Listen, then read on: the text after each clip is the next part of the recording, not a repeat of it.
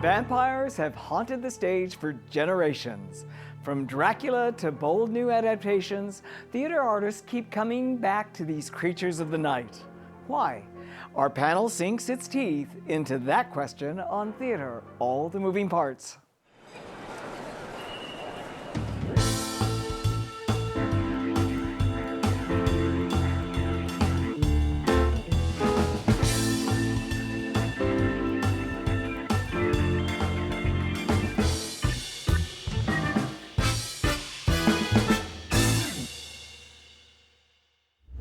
Welcome. I'm Patrick Pacheco. The vampire has long been a fascinating figure in storytelling, and theater has embraced it in many different ways. Yet for all its allure, the vampire musical or play has rarely succeeded. And still, artists keep coming back to these creatures of the night. This season, we're seeing two shows about vampires: Blood Love, the off-Broadway musical, and The Lost Boys, which is now in its world premiere on Broadway. To explore the seductive appeal of vampires on stage, we're joined by Ruthie Fierberg, executive editor of Broadway News, Jackson McHenry, critic for New York Magazine, and Margaret Hall, musical theater historian at Playbill. Welcome to you all, and a special welcome to Margaret, who's joining us for the first time. I hear you're a vampire expert. Yes, I'm 100% a vampire girl through and through. I have a huge amount of love for this archetype. Great. Well, we're about to sink our teeth into the subject. And Ruthie, what is it that makes the vampire tale so inherently theatrical?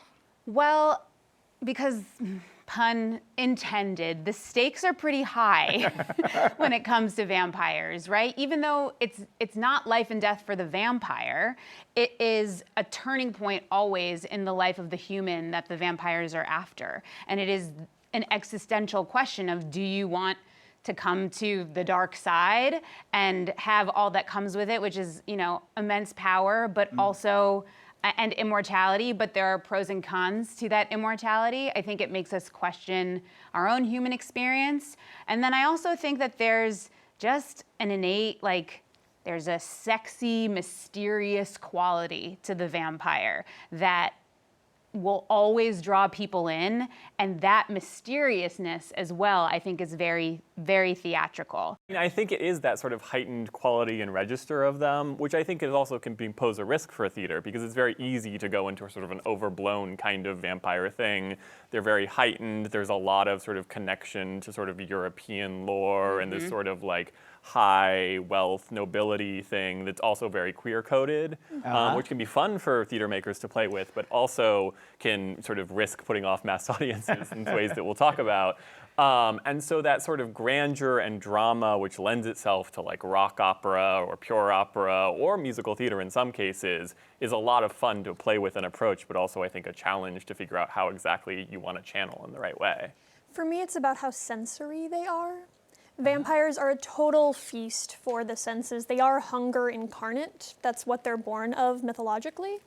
And you can really play with that sort of sensory work on stage. They're so elevated, both in terms of sense and also in their interactions.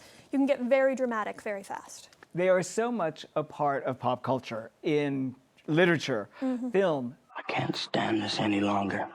Television. Vampires think about one thing, and one thing only: drinking your blood.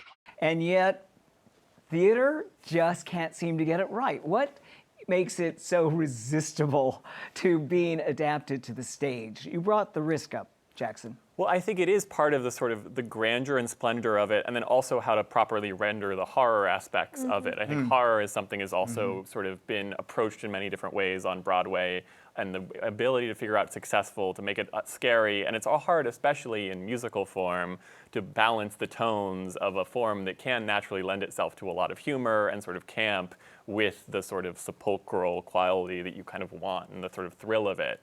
And so I think that makes it very enticing to theater makers and also sometimes a challenge for audiences and producers. You brought up a lot of points that we'll get to in the course of our conversation. But Margaret, are there other factors in terms of the fact that we've seen so many flops? Absolutely. I think a big part of it is the fact that we are here in America and there is a Puritan streak over here.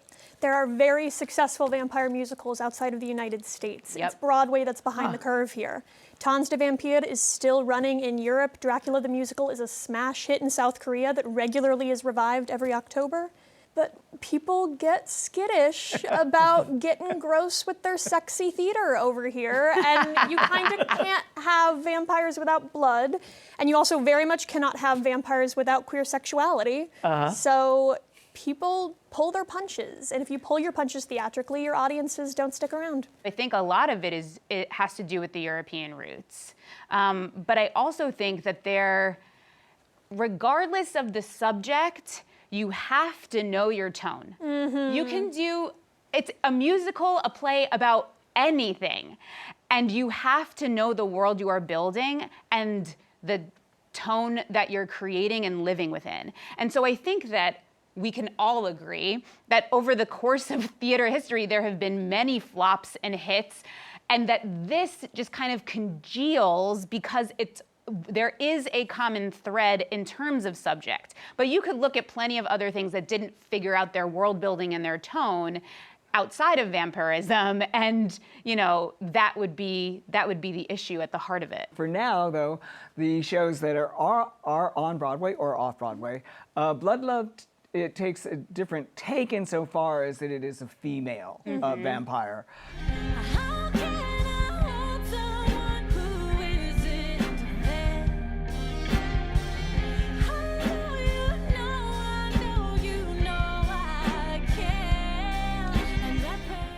What do you think that the gender switch does to the vampire tale? Honestly, isn't the most interesting inversion that they've made.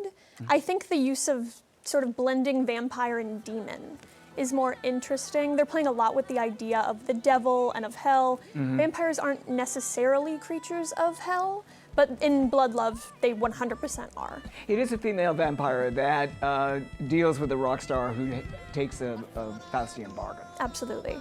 And it reminds me a lot of more demonic musical theater than it does vampiric musical theater. I think it owes a much higher debt to those sort of Faustian-inspired works than your more traditional vampire media. A non-traditional vampire tale is now in London with Cynthia Erivo playing all of the parts in the same way that Kip Williams did for The Picture of Dorian Gray. What do you hear about it? Just because the structure really is similar, and what Sarah Snook did was obviously Tony and Olivier Award winning, and so the feat of it is similar. And I think that then there are the people on the Reddit thread that aren't into the multimedia aspect of it. She's acting sometimes alone in the pre-filmed scenes, sometimes she's acting against herself on stage and pre-filmed.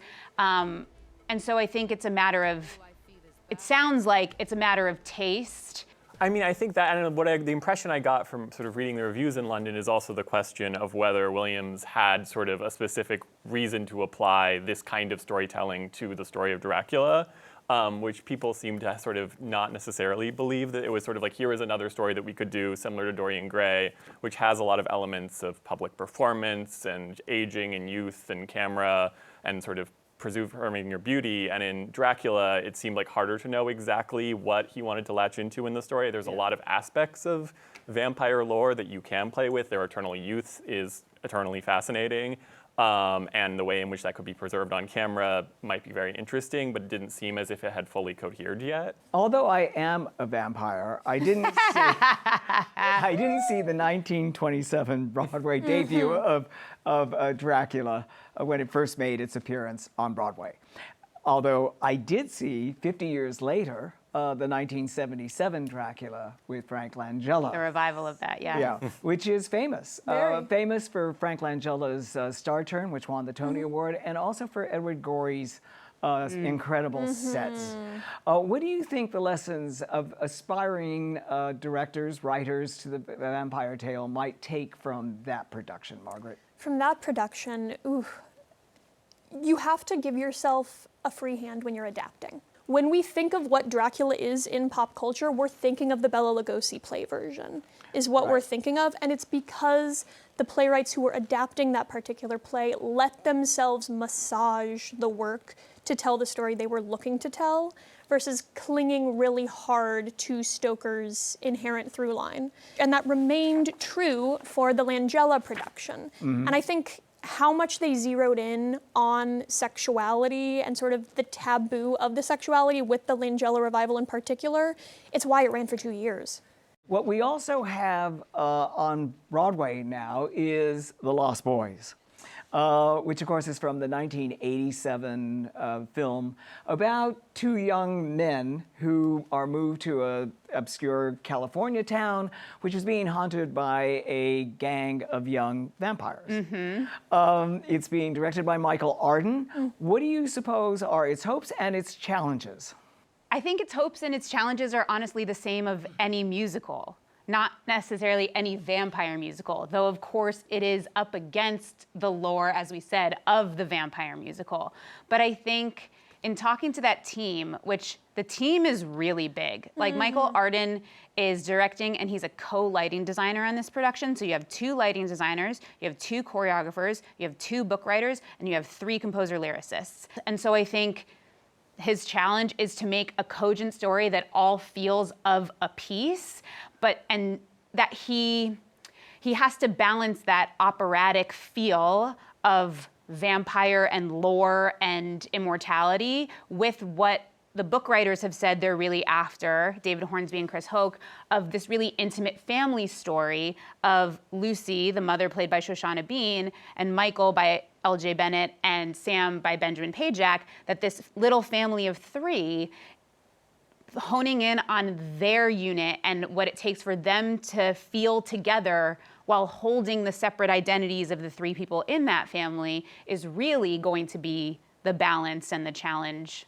of the story. The film was described as a horror comedy film, or a comedy horror film. Yeah. Which do you think they're going to lean into?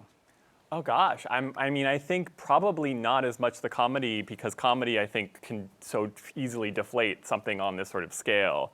And you want to capture, I think there's sort of, I mean, Joel Schumacher, who's the director of the film, who used to design like was a window dresser and has a wonderful tactile sensibility, often very queer-coded, which is wonderful for vampire media. But there's this sort of thrill of, as we were talking about, the vampire myth originating in Europe, and this is set in California. And there's something interesting in the sort of American family, the sort of idyllic 80s American family encountering this sort of primal European powerful thing. I mean, it's a current that runs through a lot of American vampire things, like Buffy the Vampire Slayer, also in a town in California.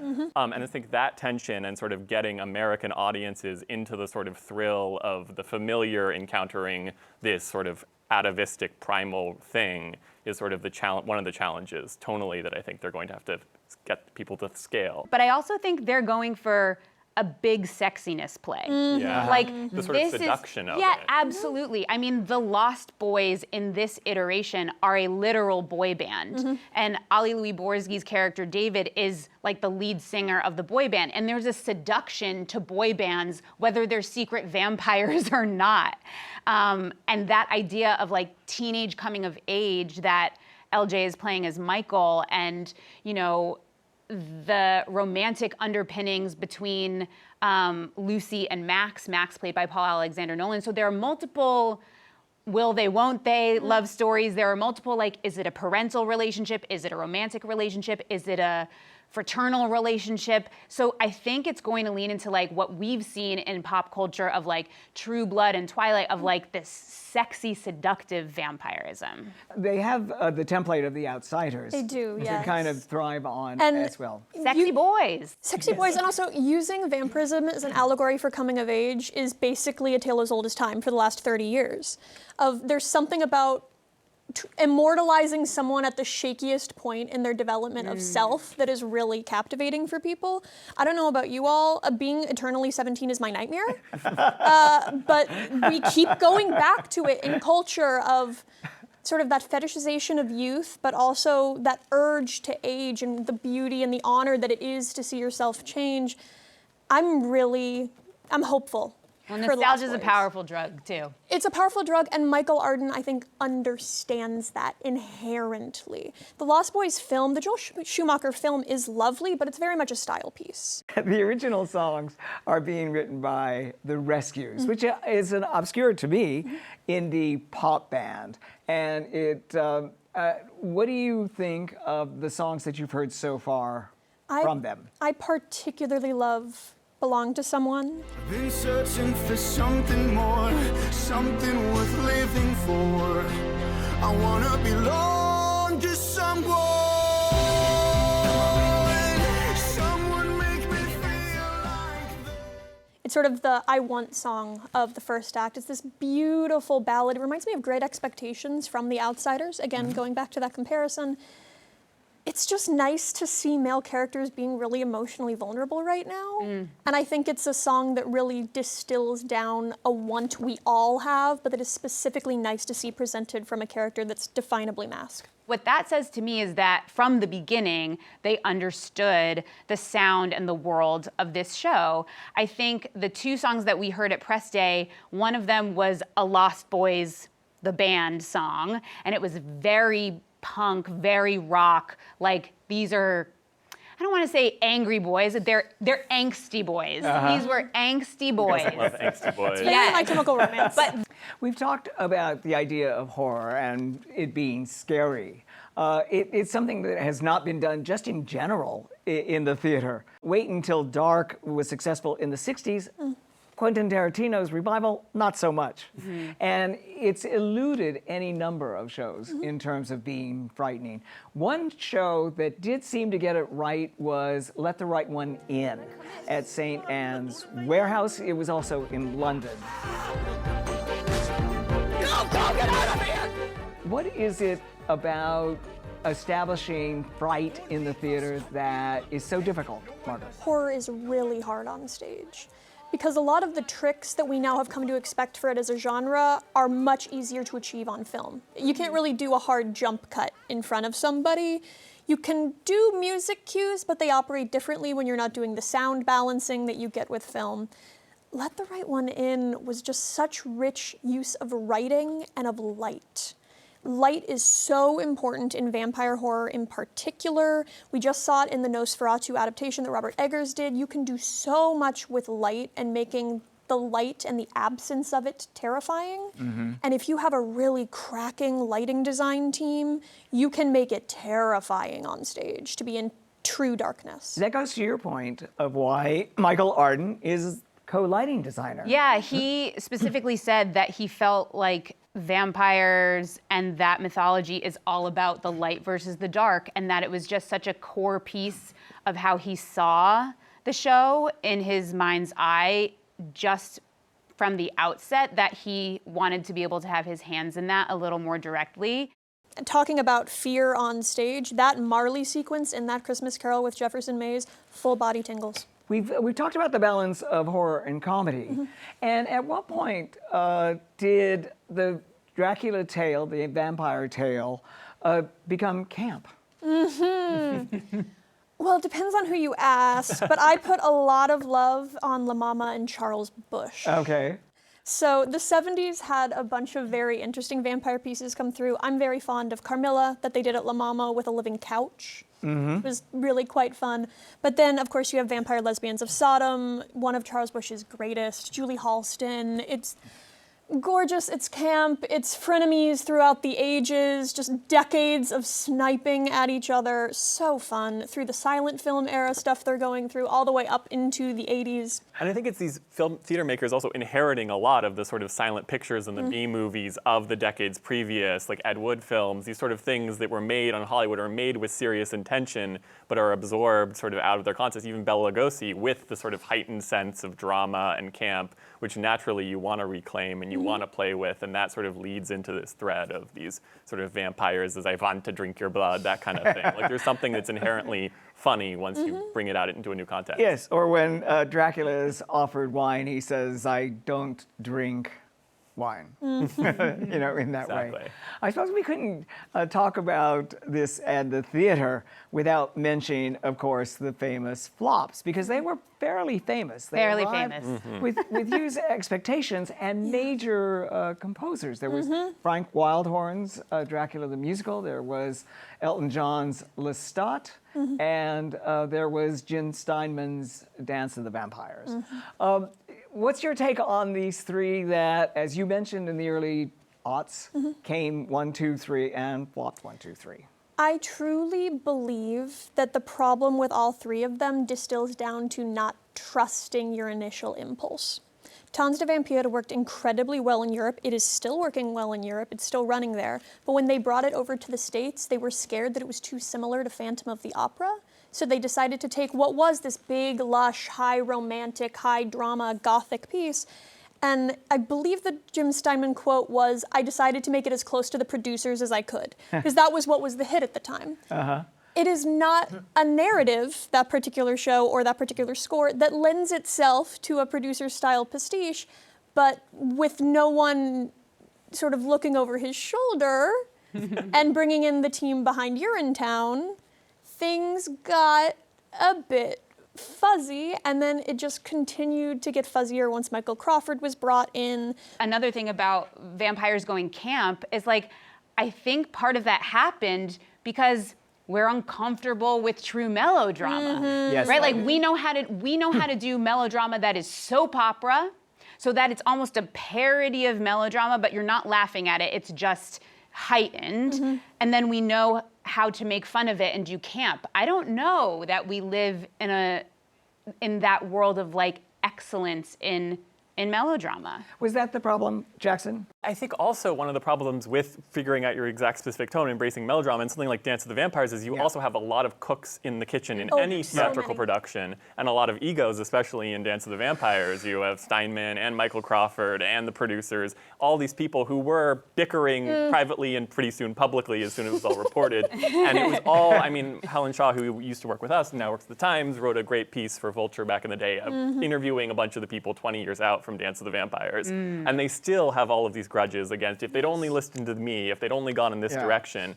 And I think it's very hard to get a lot of people on the same page, especially when the tone is tricky in a big theatrical production. Well, I was just saying, mentioning Rocky Horror and Phantom, these are things that are not essentially vampire stories, but are so adjacent to vampire mythology. It's sort of funny to say that vampire musicals don't do well on Broadway when Phantom of the Opera is about a virginal young woman who has a relationship with a mysterious masked man who seems to have magical powers in a cape in the darkness. And so it is sort of like not a vampire because he's not sucking anyone's blood, but it's so essentially that kind of gothic mythology that can run for years, decades. So it's interesting that it's just one adjacent. So it's you can do that tone, you know that world can be successful. It's just not exactly with the vampire label. One of the lines from Lost Boys, at least the film, I don't know if it's still in the musical, is sleep all day, party all night, never grow old, never die. It's fun to be a vampire. Anything wrong with that? With the statement or the philosophy? Philosophically, I think that's what underpins all of these young adult vampire stories. Right. We all dream of having eternal energy to do all the things we want without waking up the next day and feeling like death. But at a certain point, it does get boring. There's a reason we all leave the club life eventually. Which part of it do you like? You said you don't want to be 17 anymore, Yes. Margaret. Which part of it most appeals to you? Sleep all day, party all night. Jackson?